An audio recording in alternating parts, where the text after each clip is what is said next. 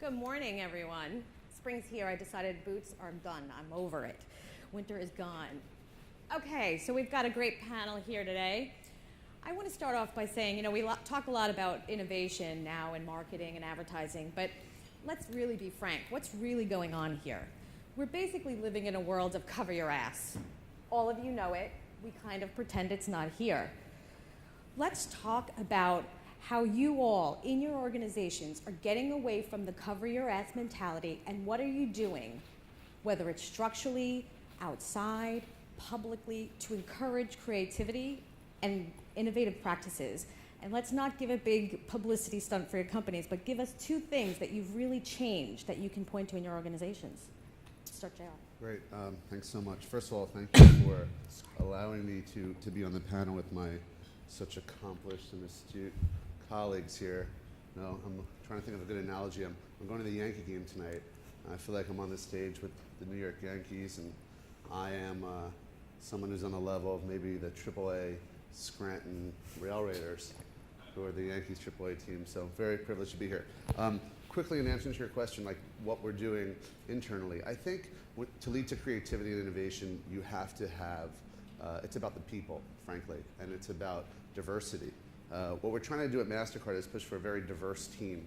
And the question is, how do you get to a diverse team of people with different views on technology and marketing and advertising and storytelling? And you do that through acceptance, right? The more acceptance you have, the more diversity you have, the more innovation you have. And that's what we're doing internally. And that's the first example of what MasterCard's been doing for a more inclusive culture. How we've been taking that and sort of flipping it on its head for creativity is bringing that to the consumers. Last year we took acceptance, and what we did was we tried to come up with a campaign that is positioned of MasterCard's accepted all over the world, so should you. And the campaign was called #AcceptanceMatters. We asked consumers to tell us why acceptance is important. And obviously there's a double entendre there, right? The more stories you hear about why people should be accepted, the double entendre is about credit card acceptance. So that's what we're doing at MasterCard internally, having a more inclusive culture, and externally bringing acceptance and having consumers tell us about their acceptance stories. All right. Hello, New York. How are you guys? Good? All right, come on. Early, but John was spectacular. I told him I had to run over and say I was so inspired. Very inspired. So I think, I'm Bon and Bao from Mondelez. So I think we've done 2 things. I think we do a lot of things, but I think the 2 things that I would point to, one is continuing to encourage and highlight those that have taken bold and brave decisions. We run an event called Fearless. We've done it at Cannes, we've done it at CES, we do it internally, but we really highlight fearless behavior. We try to bring in folks from other organizations that we believe also represent fearless marketers to try to look at them as role models.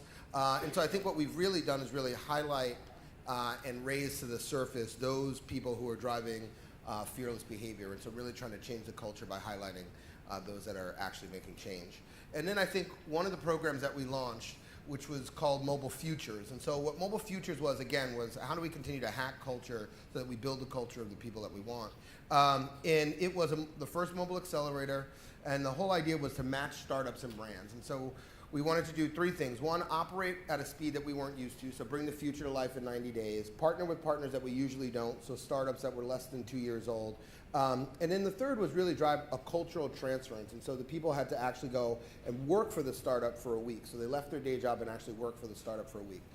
Long story short, 90 days, 9 pilots. At our size, that's really big. Waze was one of the startups that we launched with. But I think what was most important is that week that they spent there. So every single one of the people who came back from that week, they all said the same thing to me. They said, Bonin, should we go and work for a startup? And I said, no, because if our 9 top marketers quit, Bonin will be fired, and I actually enjoy my job, so let's focus, people.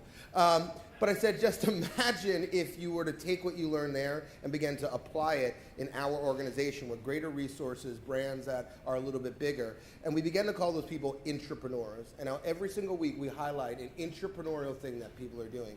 And I think that with that systematic program will roll out Brazil, China, Australia, a second class in the US. But I think that very structured organizational innovation platforms have helped us to kind of change our culture. And those marketers are forever changed till this day. I sat in on one of those. Sour Patch Kids. How long does it take? Sour Patch, those little candies? 96 months to bake that thing. Amazing. Anyway, sorry, I just can't get over that. Go ahead. Well, first of all, when you're anatomically challenged as I am, covering your ass is not really an option. So we don't really get that opportunity either at Yahoo. Let me just do a show of hands. How many of you have ever used Yahoo? Okay. I have a really interesting brand challenge, which is everyone used Yahoo in 1998 and they think it's the same. And it's not. A third of the people are new in the last 12 months at the company. Almost all of the products are new. Over 50% of our mobile users are new, right? We've just launched 2 brand new businesses in content marketing and in native advertising. For a company the size and the history and the tradition and the user base that we have, to sort of turn it as quickly as we can, it's definitely not covering your ass. It's actually trying to go out there and try a lot of things that actually have the risk of falling flat. And some of them have done okay, some of them have done spectacularly. And people look at the company and they think we have a single revenue line. They think we're the same product set, that we're still a directory in some ways that we existed back in the first when Jerry and Philo created the company. And that's just not true. So we actually haven't been sitting on anything. We've been working very hard to create a whole bunch of new opportunities for marketers, to create new conversations, to create new formats, and to advance an industry that hasn't really been advanced by the scale players in a long time. And I'm sure we can get into it later. So I would start by being what may sound a little counterintuitive, but in an innovation approach. One is in 2008 when the world was coming apart and everything was dead, particularly print, we decided to launch a magazine. And so many people thought we were crazy. And that was the Food Network magazine, which, as many of you might know, is now one of the most successful magazines in the country. It's the #3 selling monthly magazine on newsstands in America. We followed that up with HGTV magazine, and now this week, as you may have seen, we just put out our 2nd issue of Dr. Oz's magazine, The Good Life. Food Network and HGTV combined are over $100 million business, top line, with a lot of big fat profit and margin, I might add. So in a world of digital swirl, we still believe in the core product, and that takes big brass to put out big national magazines in this kind of marketplace, but we're bold and innovative on that side. On the flip side, I would say our second thing is about a year ago, we blew up our digital strategy because we were realizing that you could not be a legacy player and play in a legacy paradigm. So we decided to say, how do we become more like a pure play with a legacy underpinning? So if you want to see what we're up to, go on to cosmopolitan.com.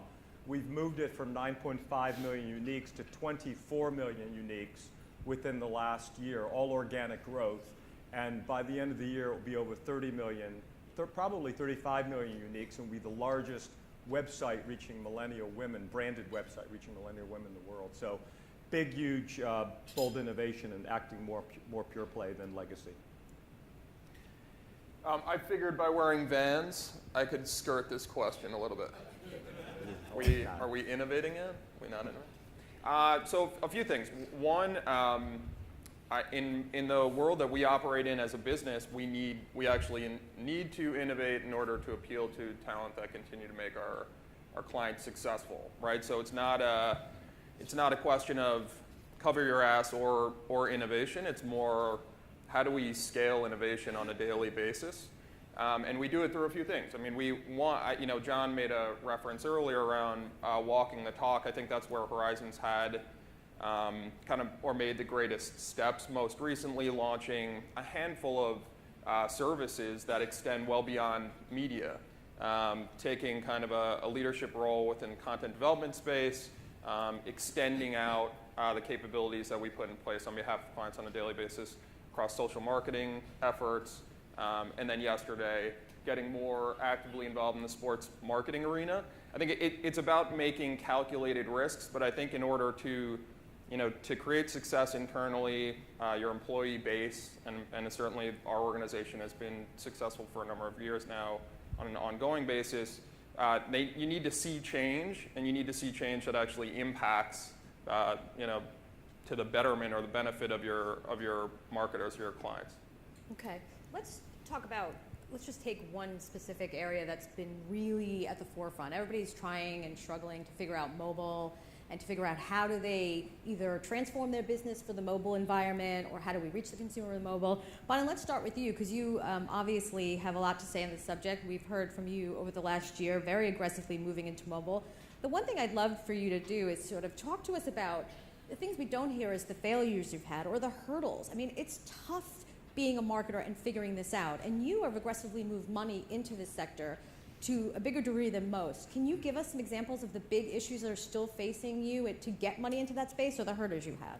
Yeah, well, I think it's interesting because I think, if you look back, if you were a marketer 50 years in the 50s, and I came to you and tried to sell this thing called television, you'd be like, whoa, I got this thing called radio, which is doing really well. But then a few bold players made the decision to jump in, Unilever, Kraft, P&Gs of the world, because they saw consumer consumption beginning to eclipse where investment was. And we're in that same situation now where 24% of media is consumed on a mobile device, but less than 1% of spending goes there. So there's this huge open space and opportunity that marketers just haven't moved to. So we are looking on the sidelines and seeing this, and so a year and a half ago we said we're going to be really aggressive and win there, not to mention it's the device that consumers have with you close to the point of purchase. So as an impulse category, it's a huge opportunity for us to grow our business. So we announced our Getting to 10 initiative, which is driving 10% of all spending across media globally into mobile, and we're very aggressive in terms of where we are. I think, and I talk about this a lot, aspirations without allocations are meaningless. So it's one thing to want to be the world's best mobile marketer, it's another thing to actually resource behind it. And that's why I think most organizations fall down, is they don't put the money there. Having said that, once you move the money there, you have to learn how to spend the money in totally different ways, and that's where the failures and the successes come in. And I think the biggest piece of advice that I would give, having gone through this march in the mobile space, is you have to think different about who your potential partners are. So your potential partners might not exist in the current ecosystem you have. And I would argue that you actually want to find players that have built their businesses in this space versus those that are trying to get in. I give an example. So we launched 2 mobile games on our gum brands. And both of them came to me and said, hey, we want to launch these games. We want to use. I said, okay, great, let's find a partner that builds games. They said, no, we want to use our creative agency. I said, look, I love our creative agency partners, but they don't necessarily build games for a living. Long story short, a lot of money later, 23,000 downloads, 64,000 downloads. When it came to building an Oreo game, we actually went to Pickpock, which was a gaming company. We underwrote for, I think, 1/8 of the price of what those other 2 games were. And we said, we're going to pay for production, but there's 3 things. 1, don't desecrate the cookie. 2, if you can get the ritual in, great. 3, make it make money. So actually, you do this for a living. We cut a rev share. Long story short, 4 million downloads, top game in 12 app stores, a huge platform that's growing for us globally. And the learning was, how do you choose the partners that actually do a lot of these things in the space versus your traditional partners that you've always been the go-to? But that's a game, and we heard from Dunkin' Donuts how they were using mobile. Loyalty. Yeah. The thing that I think, one of the hurdles that I hear every time I talk to a marketer is we're all struggling to figure out what consumers will accept on their mobile phone.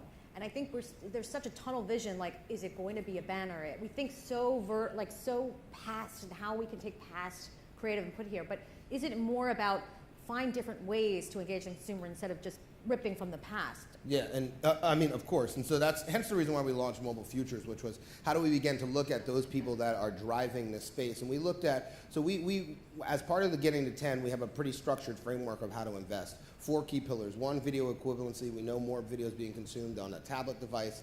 2, second screen. And I think people underestimate second screen. That's why it was amazing to see the Dunkin' Donuts. By the way, we technically had the very first Vine ad, just letting you guys know. Ours aired at 9. Theirs aired later on in the day, just saying ad age got it wrong. Anyway, so that's second screen. And when we participate in second screen. Because you need more publicity. I'm just throwing it out there. I just want the record to show accuracy, people. Okay. But when we participate in second screen, we can see twice the effectiveness of our TV spot. So if you think about, on average, CPG spend 80%, 70 to 80% in television. Imagine making that work twice as hard. So that's huge. Our third pillar was impulse. We don't know if it's going to be the banner. We believe in push notification. We're trying everything from missed calls in India, you name it. But we do know that that impulse device is huge. And then I think the last piece, which Duncan showed, is loyalty.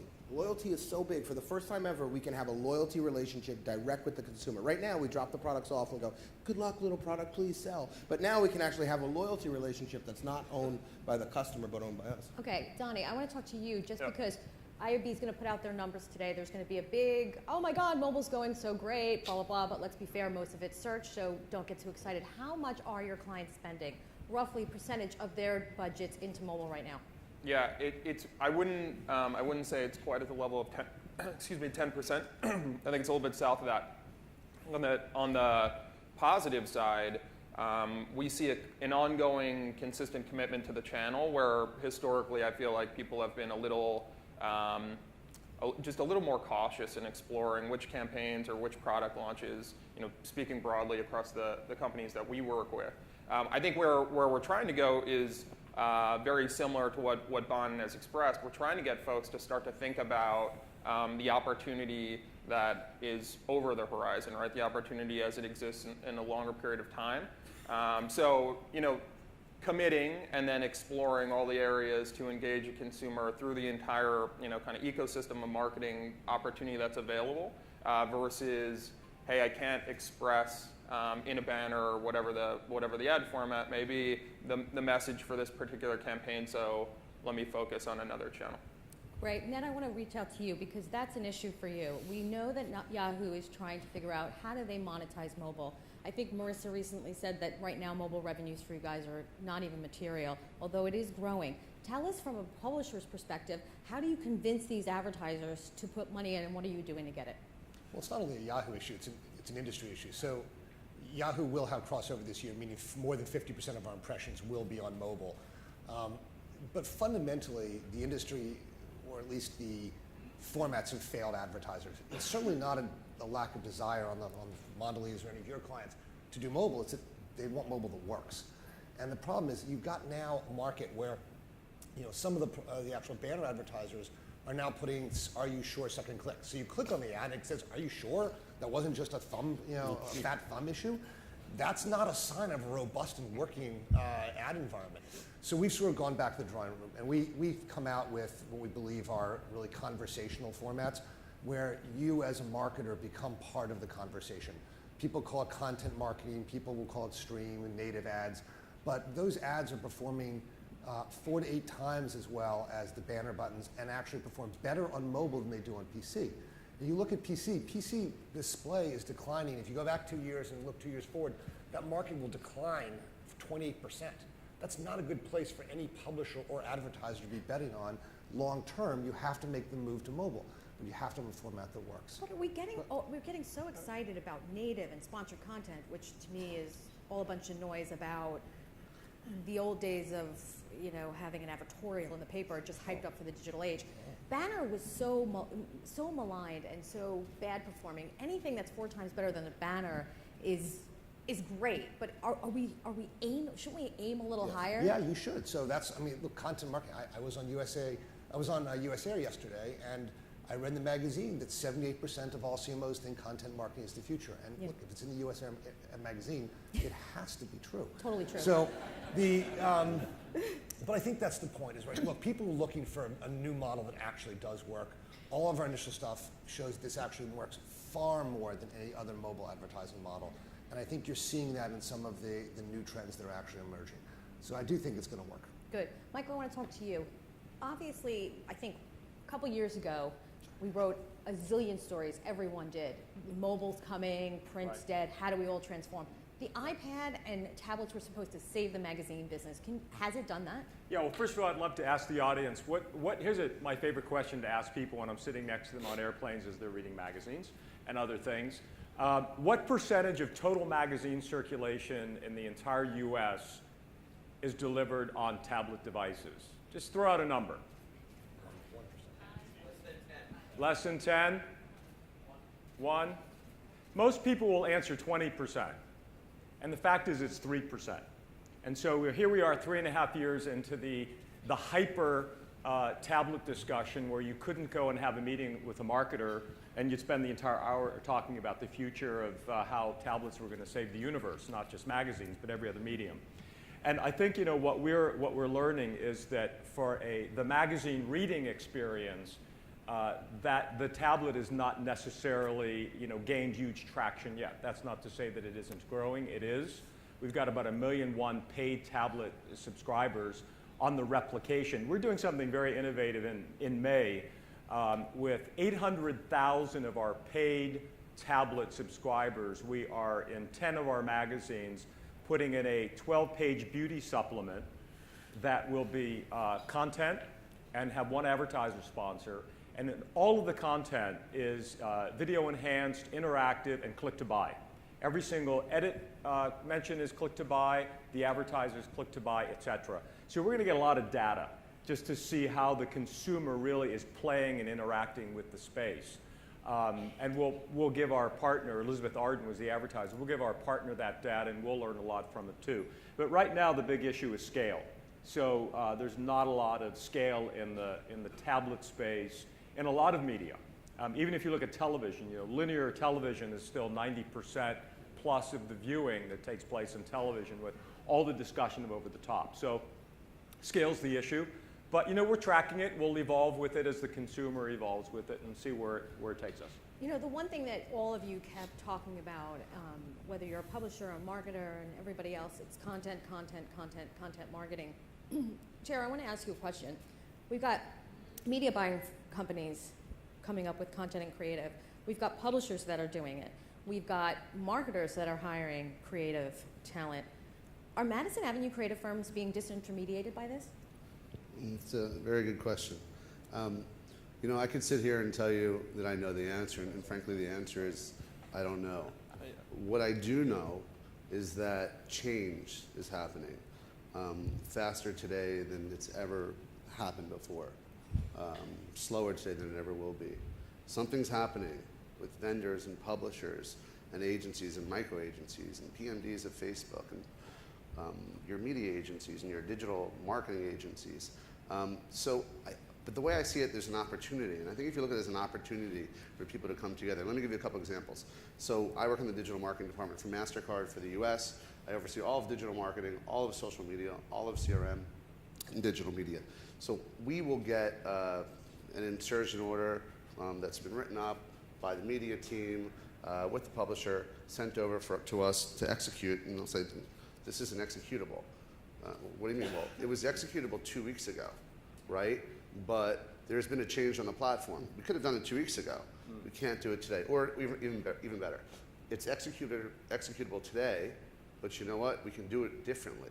But it's not in the contract. It wasn't actually discussed in terms. So even though we can execute it, there's a better way to do it. So in answer to your question, what the truth is, what you should be doing is looking at it as an opportunity. The agencies be working with the publishers, working with the platform experts. We use Ampush for Facebook, another example. They're PMDs. They're still called PMDs, right? For Facebook, right? I don't know what they're calling them these days, but they do our Facebook buy-in. Yesterday, I was in a room with Ampush and MasterCard's media team, MasterCard's digital marketing team, Kara, our new media team, and RGA. We all sat there and went over what we're doing with the platforms. And I think the goal is, because change is happening so quickly, the best way to do it so these agencies aren't disintermediated is to work together, work with the experts on a platform, and then cross-functionally come together with the solution. Okay. I think we're actually in a space of creative renaissance, and I think that my concern is that do our agencies continue to embrace the huge possibilities that are in front of them? And I think that, my boss wrote a whole thing around, is the AOR dead? I actually believe that a lot of that notion of the AOR is dead, and that the new skill sets can be found in collaboration and partnering with our partners, people who do it well. One of the things about that Oreo game was, not only did it get more downloads, but it's actually cash positive. So we're actually making money off of a brand where people are playing a game inside a game, which I also think speaks to your content marketing piece. Was I think we're actually fooling ourselves as marketers. Do you think you have to be a publisher? I think we're fooling ourselves to believe that we are content marketers unless our content is monetizing. I look at kind of the holy grail that Red Bull has set up, 5 years, $20 million, they push a guy out in space, and then they turn around and they sell that as a documentary to National Geographic, BBC, and it's actually a cash neutral play. Like, we need to be thinking more like true publishers if we're going to play that game. Right. Michael, we did a story recently for the Journal. I was hanging out with a bunch of magazine guys, and we talked about these custom publishing units. Right. And I'm like, oh, I remember those from years ago. And all of a sudden, they're like this little hot space. And we wrote a big story about it, one of my colleagues. Wow. All of a sudden, you're working for brands, creating content, especially for real-time marketing. Can you talk a little bit about that? And there's this absolute stampede to content, and everyone's in the business, and Bonin just said it so well. I mean, I think that, what in a world of ubiquity of content where the consumer, you got to talk about stickability. What's going to stick and what's going to bring the consumer back. And, I would argue that let the content people drive the content platforms, because that's what we do. That's our skill set, that's our knowledge base, that's our core competency. And so I kind of roll my eyes when I hear about all the people who are getting into the content business and prognosticate about how they're going to create this, brilliant content for whatever and for whomever. And we have an enormously large business, tens and tens of millions of dollars in content production that we do on behalf of our marketers. And we would argue that bringing that content through brand filters that consumers trust and have authority, if you're going to have a huge content play in the fashion space, I mean, Elle and Marie Claire and Bazaar, those are our core fashion products, certainly bring a lot of clout and authority to the consumers who is using that content. So not all content is created equal, and I think that the publishers or the people who produce content are going to bring the best secret sauce to that play. Donnie, you actually told us about how you guys were getting into the content business, and media buying firms forever have been sort of having this fight with their siblings on the creative side about who owns this. I'm going to switch that question a little and throw it on the head. Do we have to bring these things together again? Creative services and media buying? I mean, everybody's flirting with the idea. We've talked about it for at least a decade. I mean, you're an independent company, right? So do you think it belongs together? Should it just all go back together? That's a great question. I don't know that I have a strong perspective on whether or not it's done best as a full service kind of agency solution. What I do know is that disintermediation requires an amount of demand which we don't actually see. We have more creative standalone partnerships than we've ever had in the past. Our clients are working with best-in-class solution providers. They're not trying to necessarily consolidate their working partnerships, or at least. But it takes a really strong CMO or a marketer to be the center, right? I mean, a lot of times marketers outsource this stuff to their agencies, and that's when you get in trouble. Should it be together? Yes. Yes. No, but I think that, also, so instead of pushing it together that way, because I think there's a lot of pieces there, is that we've developed a process around connections planning where the creative and the media agency stand together, they get briefed together, they present back together, and the media behavior, so we talk about make media as creative as the creative is. And so those two things have to come together. That's when you get really, really rich. Yeah, but you've got two guys in the room with different P&Ls and different companies. I mean, that's a really tough job. Yeah, I agree, but it's all dependent on the client. You get the agencies that you deserve. Yeah. How are you going You're the you write the integrator. check We, for us. I mean, that's the at bottom line. NASCAR, we actually created an agency called XBC, and XBC is made up of McCann, Cara, RGA, Octagon, and we put them all together. They come back and they present together one unified creative, Right, brief. but it takes a strong marketer to do that. It does. Ned, just get you on the creative before we run out of time. With all of these new streams, whatever you want to call them, Yahoo has a huge history in creating content, branded entertainment. How much education are you doing now in creating the content? Because for an agency that's working for a marketer, that's like a whole new, how do you do these things? So how much are you guys doing in the creative space? We do a lot. So, I mean, content comes from three sources. Either comes from our own editorial source, it comes from someone else that we curate who's got an editorial perspective or a content perspective that's meaningful to a marketer and to a consumer. And then thirdly, the brands. So we are not discriminating between content that's produced, by Mondelez and editorially created content. We're letting the consumer choose. So we're putting it up there, and whatever gets clicked upon gets the most traction. And that's a big shift for us. And some clients actually do a fantastic job of doing the creativity, having the creative content. They all have vast libraries. You all have libraries of content that you haven't used effectively in years. Some actually require help, and we're willing to do that. And we're also willing to partner with agencies and creative agencies for that. We're actually ambivalent on who does it. What we want is a beautiful, engaging conversation with the consumer that marketers can actually take place with.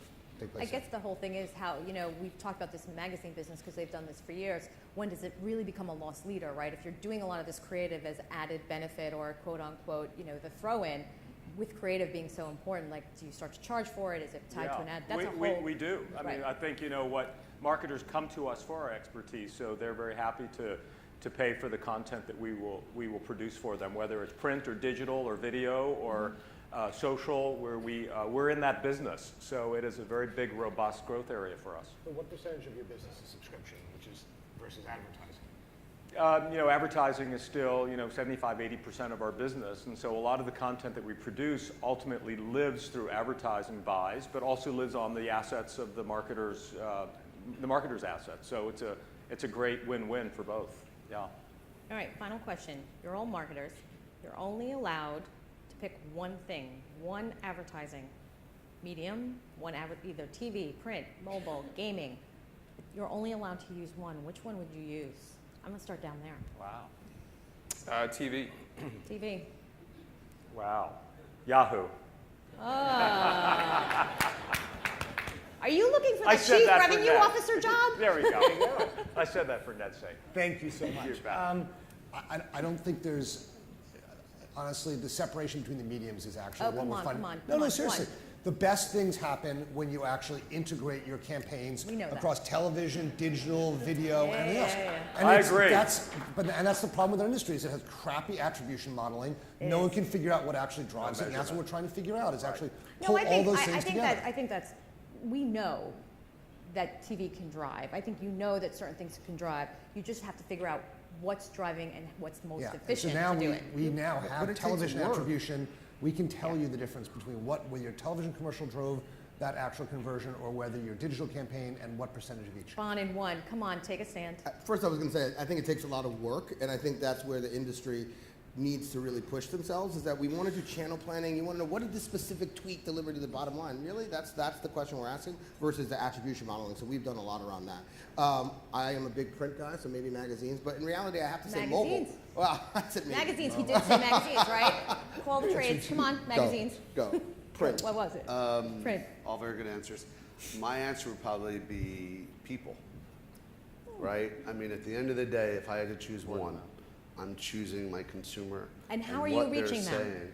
Well, we can say that it's social, right? I mean, Social. I want to use a medium where my consumers isn't speaking on my behalf. When I'm home and I'm sleeping, it's working for me and they're working for me, telling their stories. Social. Good. All different. All right, questions. Come on, you had a lot of Dunkin' Donuts coffee. Is Michael over here? Somebody else. You got a mic. Mic is on. Anybody else want to ask a question? Suzanne, this is a question for you. I've been hearing about something that you've been doing. So can we just talk amongst the two of us? Sure. Do I have to pay you for this? Of course. You know the business model. I do. I invented it. Exactly. You're doing something called CMO Today. Can you chat about that a bit? And Sure. So this whole day is about marketing and innovation, and the Journal woke up one day and realized, like, there is just a massive amount of confusion, lies, deceit, a mess, and they decided to put some resources behind figuring out who and what is going on in marketing today, who are going to be the winners, what works, what doesn't. We've hired 5 new reporters. We've launched an entire vertical dedicated to the space, so check it out, CMO Today. Any other questions? Come on, I really have to pay him now. Wow, no questions. Oh, one right there.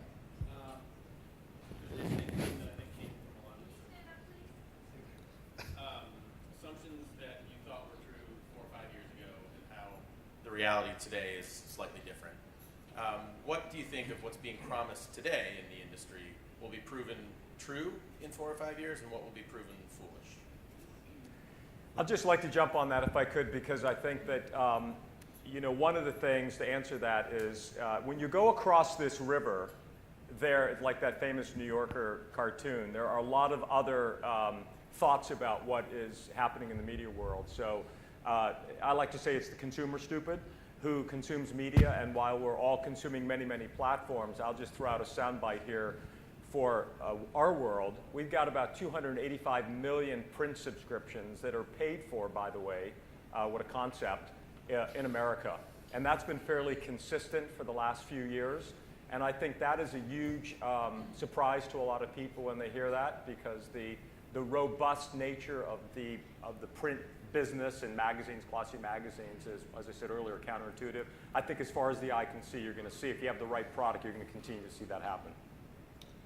I think one of the things that'll come out is really how much more people should have focused on building a culture of transformation and change. So when I look at it, I think there will be an attack on middle management over the next 3 to 5 years, the likes we've never seen. If you think to become a vice president, most likely the institution you graduated from probably failed you, because when you look, 1% of the descriptions of the top Fortune 100s say anything about mobile or digital. So we're graduating MBA students without even a foundation in kind of this new world. And then you enter into an organization, and what was said and what keeps being said is we have to get permission.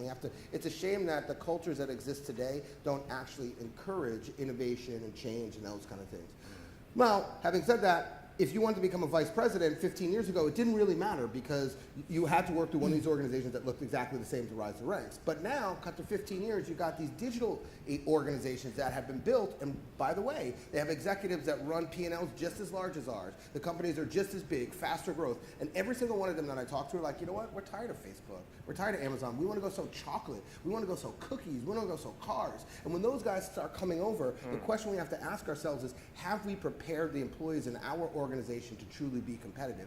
They'll look exactly the same. The one difference is digital affluence. And so that's where I think we'll wake up and realize that we didn't do enough to change the cultures of our organizations, and we've actually failed the people who work there now. But not even just culture, right? I mean, it's structure. Everybody talks about real-time marketing, and I start to talk to these marketers, and I'm like, you're not doing real time. Like a big consumer package company, to get something put out on Twitter, they're going for 3 levels of approvals and then having to wait for a lawyer. So, and you guys are in it. And I'd love to answer. This question. Talk about real-time marketing a little bit.